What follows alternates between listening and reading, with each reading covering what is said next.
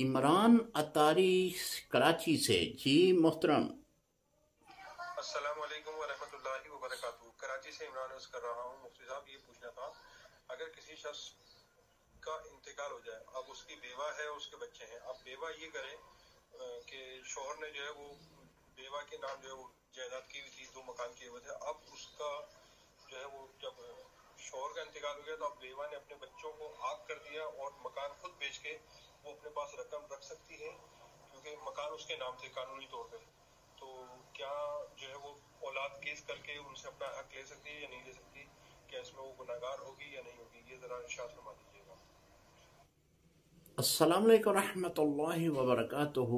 عمران بھائی، وراثت اگر کسی نے جان بوجھ کر کسی ایک بیٹے کو یا بیٹی کو نہیں دیا ہے تو قیامت کے دن سخت پکڑ میں آئے گا۔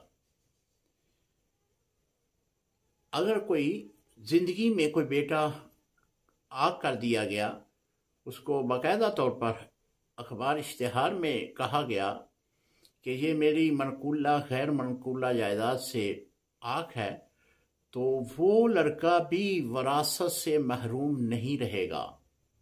یہ عاق نامہ جو ہے یہ ظاہری طور پر تو وہ دے رہا ہے، لیکن شریعت عاق نامہ نہیں مانتی، لہذا وہ وراثت کا حقدار ہے، وراثت اسے ملے گی۔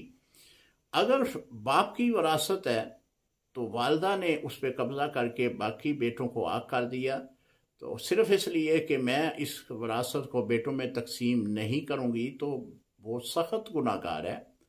وہ اس بات کا حق نہیں رکھتی کہ وہ ان کے باپ کی جائیداد پہ قبضہ جما کر بیٹھ جائے، لہذا وہ اولاد جو ہے، بیٹے بیٹیاں، وہ وراثت کی حقدار ہیں۔